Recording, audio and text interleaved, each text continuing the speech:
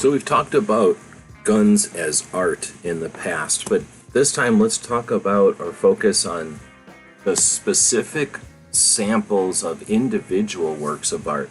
In other words, there are some models of firearms that just look cool. There are some, let's say, custom-made firearms that are made in production but with extra care to detail and embellishments like engravings and unique materials that make them works of art.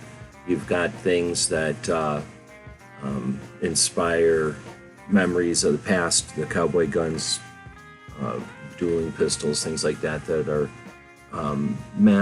maybe sort of mass-produced, but are, there's multiples of them or similar styles. But in this video, let's talk about specifically the artisan specimens, the individual items where a craftsman just decides to play, or a craftsman decides to do everything they can to make a special piece for a significant reason, or whatever the reason. I guess it doesn't have to be significant, but they make a significant piece for some reason, and then it becomes unique or individual, a specimen. We see a couple of those, I would think, I don't even know, actually. I'd have to talk to Logan, but at the first room of the NRA Museum in Virginia are some of the most expensive firearms, at least the most expensive firearms on display. But actually those are, you could buy those from a catalog if I remember correctly. They just happen to be expensive because not many people could afford to buy them from the catalog. But I guess I'm thinking more of like, if, I don't know if there's an example of this, but if Browning were to sit down and just make his own gun one day when he got older and just decided, I'm gonna make something for myself.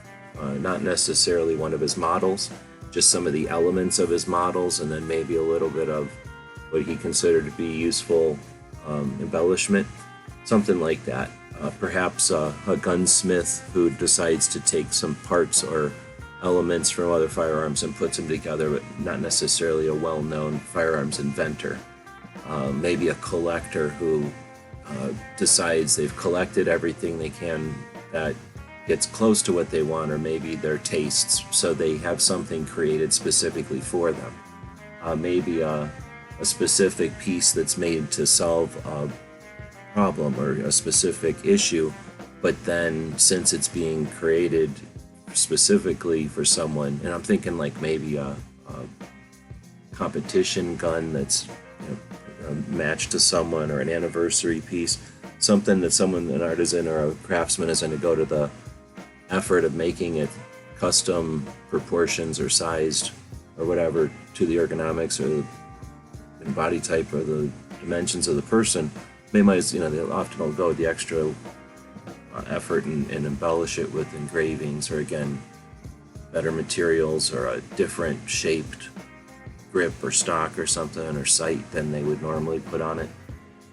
Thinking of some of I guess that was more of a common, if you can say uniqueness was common back in the early days before industrial processes and the Industrial Revolution and interchangeable parts. But even with interchangeable parts, you'd still have gunsmiths and developers and machinists who would go in and just play. My grandpa was a machinist, and I know it wasn't with firearms or anything, but I know they would go in and just play sometimes if they had some scrap metal or wanted to practice with a new tool.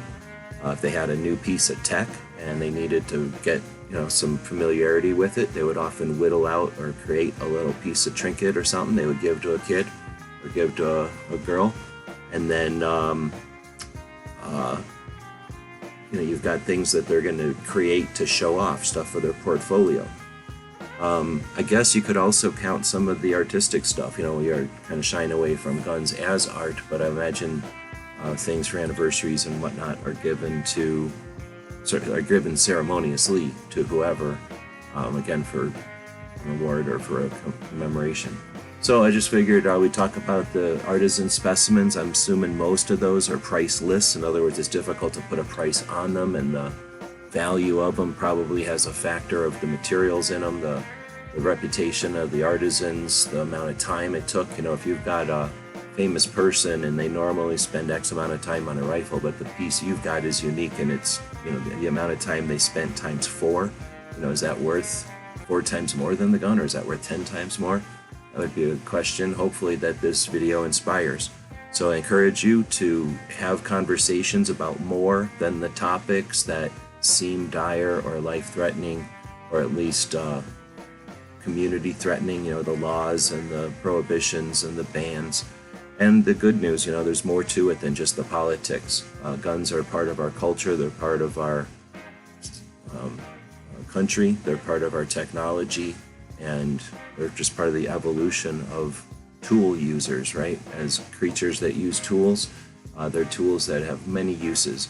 Unfortunately, one of the uses is to be used against us as the property is used as a pawn to divide and to separate. And I think one of the best ways, one of the best tools we have to battle that attack is through education and awareness. So with this series, we're trying to talk about the broader scope of what guns are. I encourage you to participate in the comments wherever you happen to find this video, to participate in the topic at hand. And if you have ideas for future topics, we do these in batches, so stay tuned to future videos. These come out once a week, to topics you might have suggested. Thanks for watching. So let us know what you think. We'll be watching the comments wherever you find the video, over on gunstreamer.com or on guntube.org. Thank you for supporting our projects. If you'd like to buy us a cup of coffee, check out our Patreon channel. The guys and gals of gunwebsites.com encourage you to take a CCW class every year, practice at least once a month, and carry every day. Thank you for watching gunwebsites.com.